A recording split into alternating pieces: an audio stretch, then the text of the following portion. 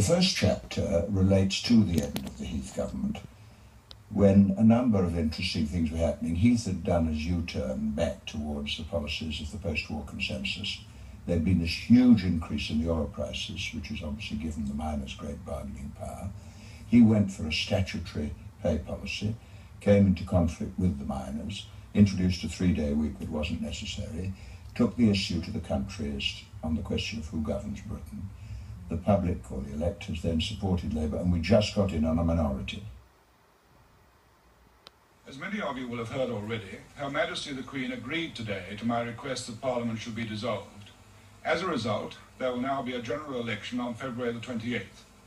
The issue before you is a simple one. The government have been so obsessed with the prospect of a run-for-it election that they neglected or rejected any hope of an industrial solution. The election, fought in dramatic circumstances, led to the defeat of the Conservative Party. Tony Benn was returned as Member of Parliament for his Bristol South East constituency, but he left for London not knowing who would form the next government.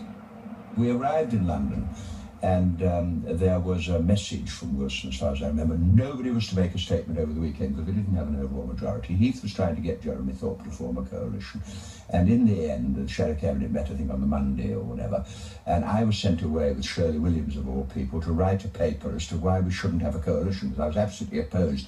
You see, Thorpe wanted us to go in with Heath and have a national government, and I've always been opposed to that, although I think there were people in the Labour government who liked it. So then I went into my department. It was tremendously dramatic, because I remember going home and listening on the news, and it said on the news, ministers are leaving their departments. It was rather like a sort of revolution where you heard the enemy were deserting the capital and you were moving in.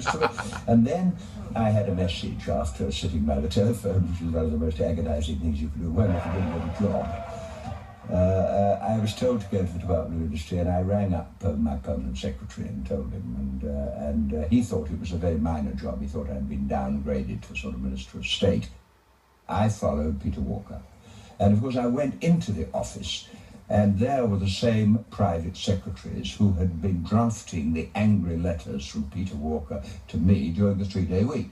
And it was really an astonishing experience to go into the office. I got a banner from Transport House, the workers' union, and I hung it on the wall.